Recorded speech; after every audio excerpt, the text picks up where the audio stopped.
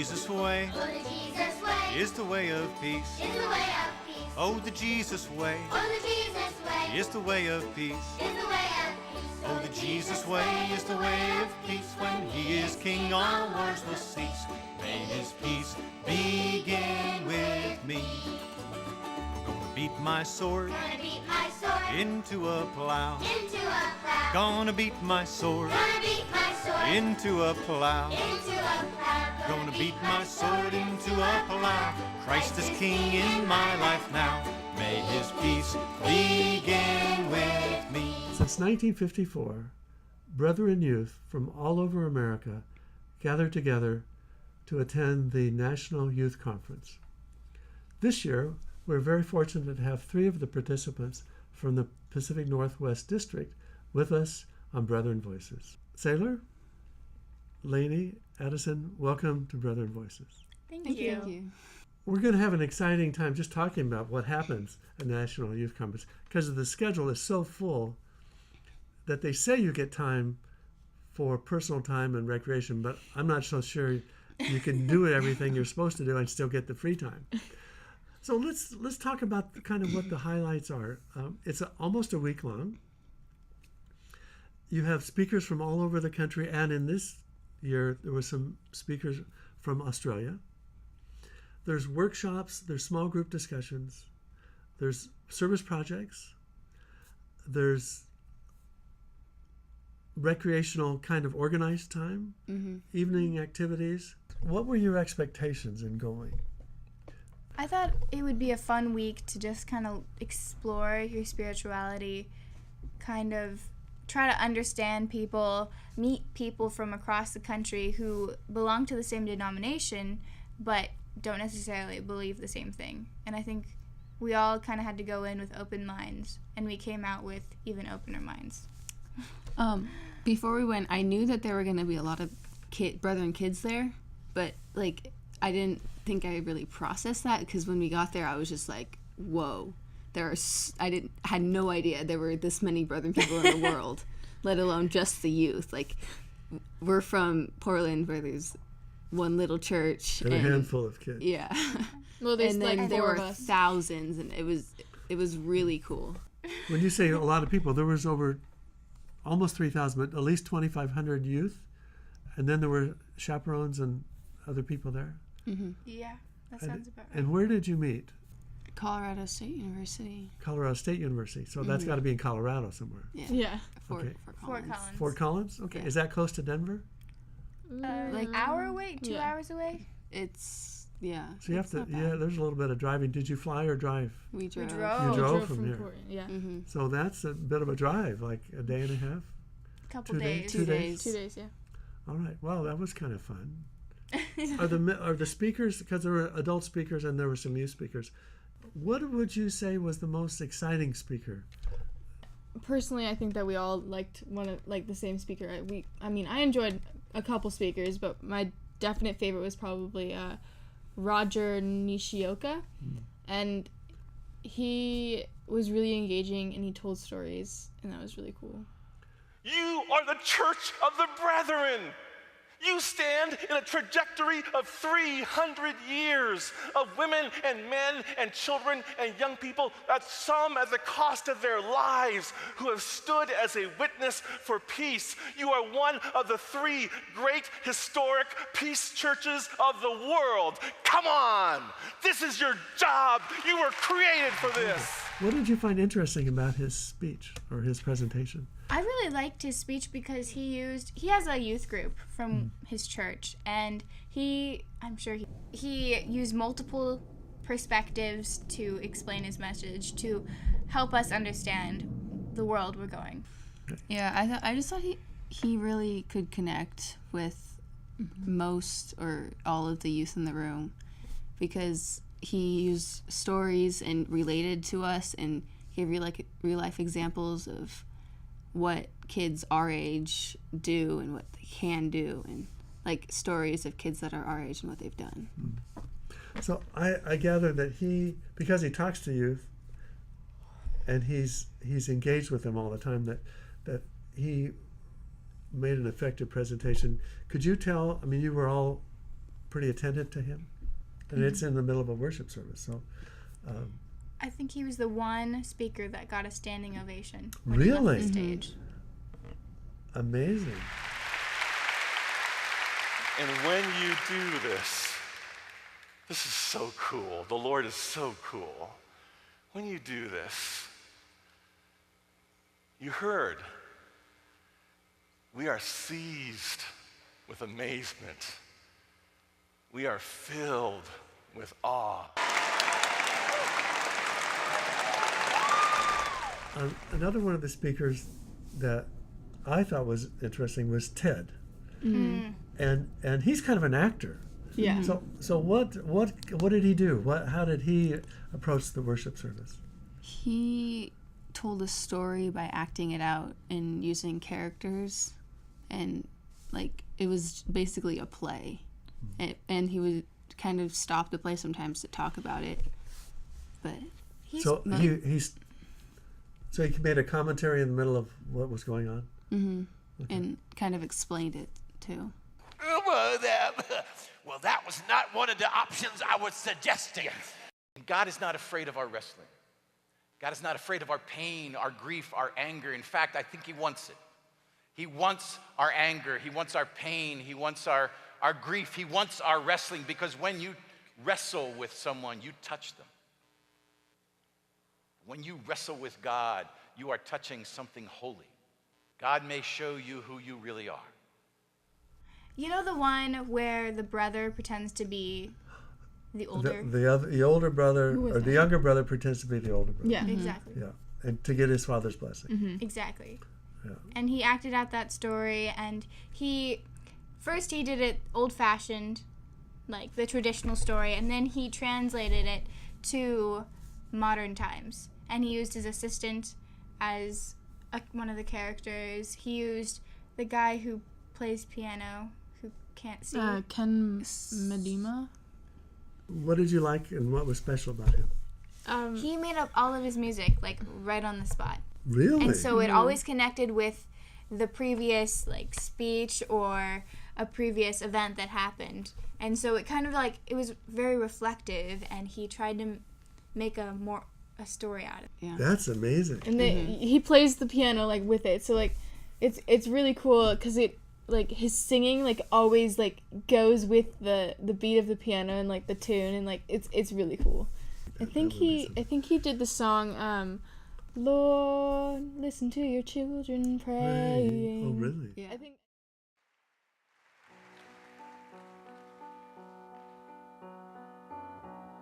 Grandpa was a Brethren preacher. Daddy was too. Mama spent all her time working in the church. What was I supposed to do?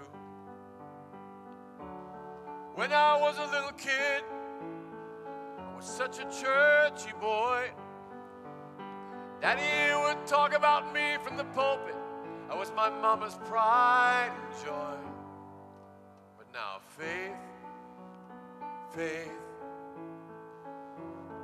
I'm giving up on you.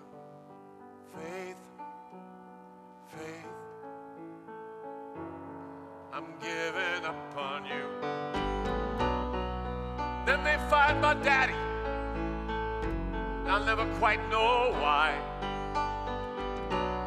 Something he said or something they did. That was the night I cried. Then there was the big divorce, and Daddy ran away. I live with Mama now. We got nothing to do with church on the way. Faith, I'm giving up on you. Faith, I'm giving up on you. Bunch of hypocrites say one thing and mean another. I'll never forgive you for what you did to my daddy and my mother. I will never come back, not in 1,000 years. So why in the world do I find myself here. I look at all this food that you people have brought. I see the kindness in your faces, the love and the thought. I hear you singing, and your voices get to my heart. And as I sit here in this seat, I think I'm coming apart. Faith, faith, I thought I gave up on you. Faith, faith, shucks, I thought I gave up on you.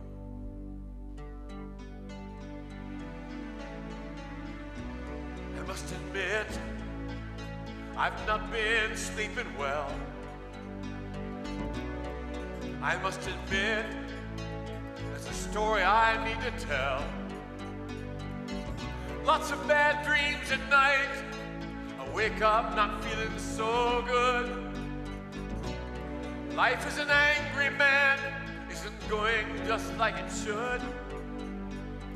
Faith, faith, I can't give up on you. Faith, faith, I can't give up on you. So right here this morning,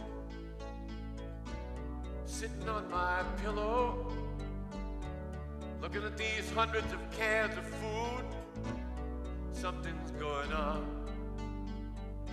Struggle in my mind, I've got to find an answer. Maybe I'm praying that that angry boy is gone. Give me a new name. Give me a new face. Give me a new heart. Faith, faith,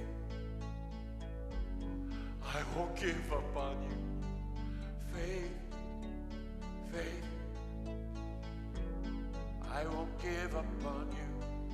Faith, faith, I won't give up on you. Put a shawl around my shoulder, put a song in my heart, put a can of food in my hand, and let this new thing start. 'Cause faith, faith, I won't give up on you.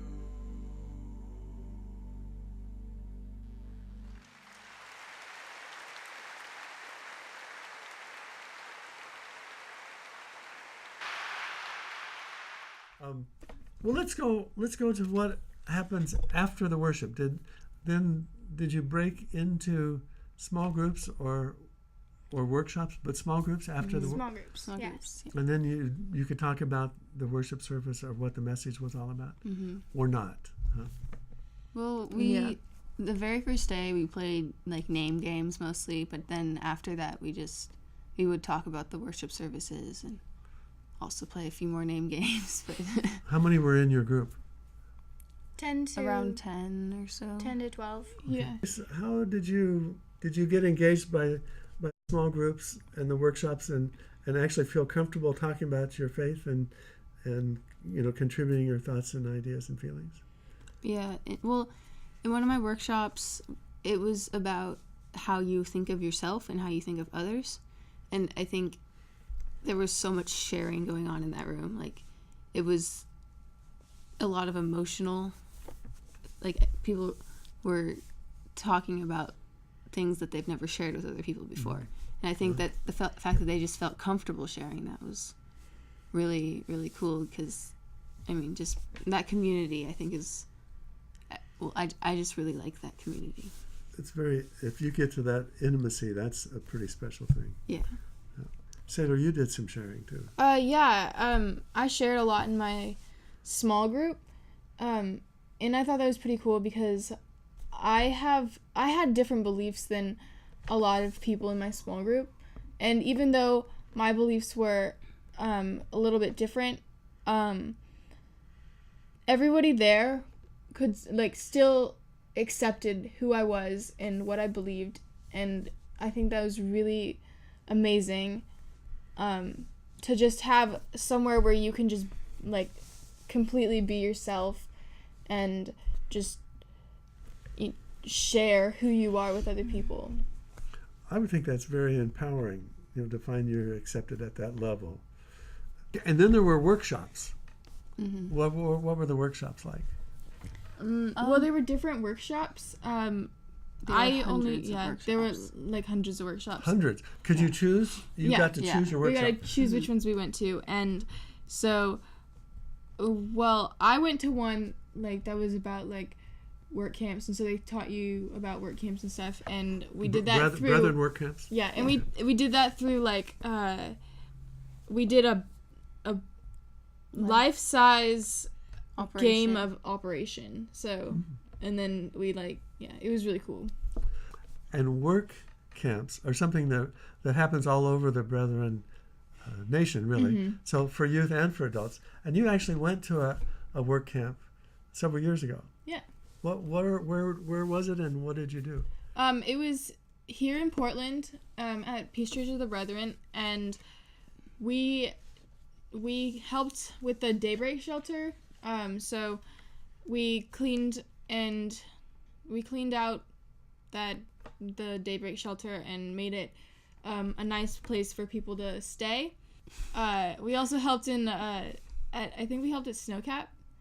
That helps with low-income people. We also had some time to ourselves where we did activities and things that help us, connect with God and connect with each other and just have that awesome community, that and tight-knit group of people. Wonderful. That we could really. We have a message about work camps. Work camps happen all over the country. They're an opportunity for youth to get engaged in action and putting their faith to work. And here's a message.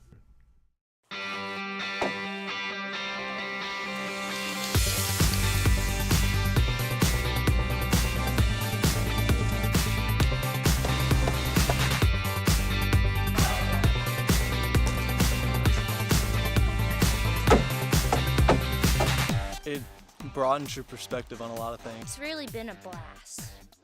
I like helping others. We are helping make an obstacle course out of tires that they're going to be doing on Saturday after we leave. We've had a lot of fun and had a lot of free time and played a lot of games, but we've also worked really hard.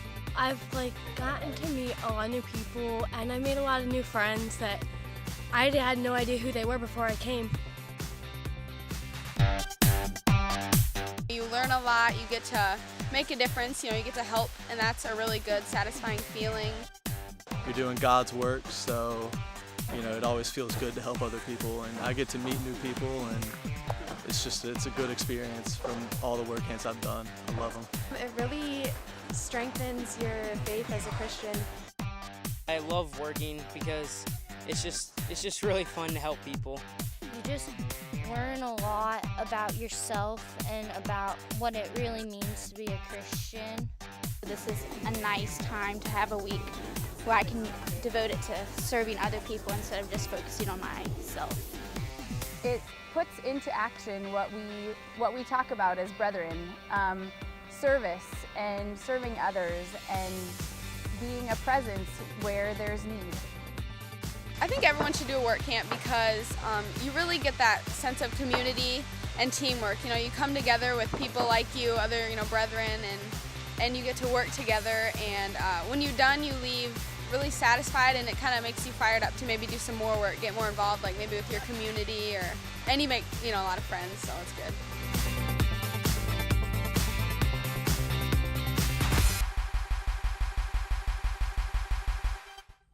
There was another speaker that you really enjoyed called Jared McKenna. Mm-hmm. Tell me a little bit about Jared and why you found him so engaging. one thing that was really cool is he's not Brethren. However, he had a really cool belief where it's kind of the same as the Brethren belief, where like we're about peace and we're about welcoming people and giving love. We're a lot about love. And so one thing that I thought was really cool is that he's just a guy who's like, he loves everyone, and it's amazing. One thing that I really thought that was really cool about him was that he actually started this home where he would gather people. He would have people like live in his home until they're ready to go out into the world. I think they were like immigrants or whatever, refugees or something. Yeah. So he had this home where it was a safe place for refugees to stay until they. So he was helping refugees who came to Australia kind of get acclimated to the environment and the culture and the country of Australia. Oh, I just wanted to say that there was a great need for that kind of house in Australia because the government wasn't treating refugees with respect. Oh, really? They were being jailed, and it was very difficult to watch that happen, and so he just provided another option. I'm looking for 8 dunker punks.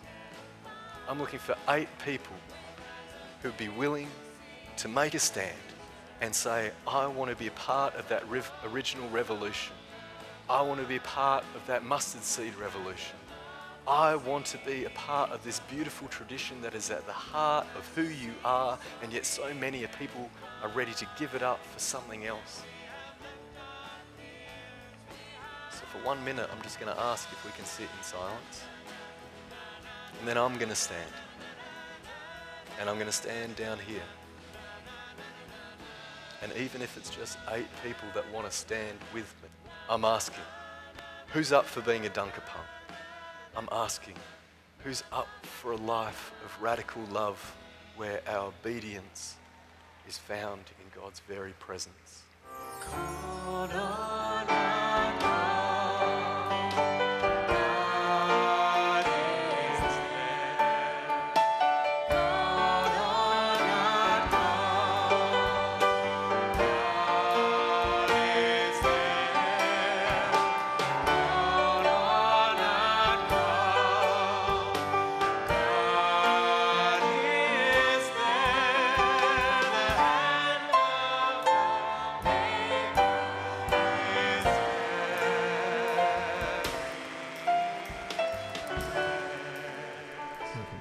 I think along the same lines as Saylor, just that his point of view was really, like, in what he believed was really amazing, and how he put his beliefs into action and just helped the community. And it wasn't just for him, but it was for people. He was doing it for other people, his own sacrifices to help other people, which I just thought was really cool. So did the conference meet your expectations? Yes. Absolutely. I didn't, when we went there, I didn't know, like, what it was going to be like. I knew, like, the very minimal. And I guess going there, just seeing that it was just so much bigger, and so, honestly, it was a lot better than what I was imagining in my head. It was very grand. Yeah. Grand. Grand is a good word, yeah. Grand. Wow. Would you recommend it? Would you go again? Was it special enough that everyone should go if they can? Yes. Absolutely. I'm going to go again in 4 years with my younger brother, and I'm really looking forward to that. I might be their chaperone. Advisor. Still up in the air. Lucky you. I'm not going to be old enough, and I'm not young enough to go twice, but I would definitely go again if I had the chance. Okay. We're going to talk to your mother, because your mother was your chaperone. Mm-hmm. So I think it would be fun to talk to her and include her observations of the trip. And she did the driving, I assume. And mostly. our dad, too. Yeah. Oh, and your dad. Yeah. We're so fortunate to have the mother of Saylor, Lainey, and Addison with us. Marci Neher, welcome to Brother and Voices. Thanks for having me. The Neher family has a historical connection with the National Youth Conference. Can you tell us a little bit about that? That's right. So my husband Mark Neher's father, Leon, was one of the first coordinators of the very first National Youth Conference in 1954 when they had the slogan 1 in 4 and 54. I don't think that they got to that goal of 1 in 4 Brethren youth attending the conference, but it was the start. And that the goal was that across the country to get 1 in 4 to come to the conference for the first. And then after that, obviously it was successful because it's been going ever since. So now it's almost 60 years. Yeah. So Mark went himself later, and that was kind of a historic event also. So Mark was able to go to the very last National Youth Conference in Estes Park at the YMCA. Was it a YMCA park or? It was a YMCA camp. Yeah, in Estes Park, and he also was able to attend the very first National Youth Conference in 1990 at Colorado State University in Fort Collins. So the shift from Estes Park to Fort Collins was right in that 1986. They outgrew the YMCA space. Which is correct. It's a sad but a wonderful thing. Yeah. They it's so beautiful in Estes Park. We actually were driving through the Rocky Mountain National Park, and we could see the YMCA camp. It's such a beautiful space. Wonderful. And you drove the way. I mean, you and your husband drove all the way to Fort Collins. We were able to stay with family on the way down, and then we did some sightseeing on the way back. Good. Yeah. And then tell us a little bit about your first experience with National Youth Conference in 1990. So I went with my home church in Decatur, Indiana, and I didn't know Mark. It was 2 years later that we met, but we went back and pulled out the big full conference photo, and there are 2,000 plus people in this photo, and we're 30 people apart. Wow. And if somebody had tapped me on my shoulder and said, "That guy down there, you're gonna marry him and have 4 kids," I never would have believed it. So it's kind of a cool thing to have that picture. Thank you for being with us on Brethren Voices. This is Brent Carlson, Saylor, Lainey, and Addison. Wishing you peace. The National Youth Conference theme song. Okay, how's it go? My lighthouse, shining in the darkness, I will follow you. My lighthouse, I will trust the promise. You will carry me safe to shore, safe to shore.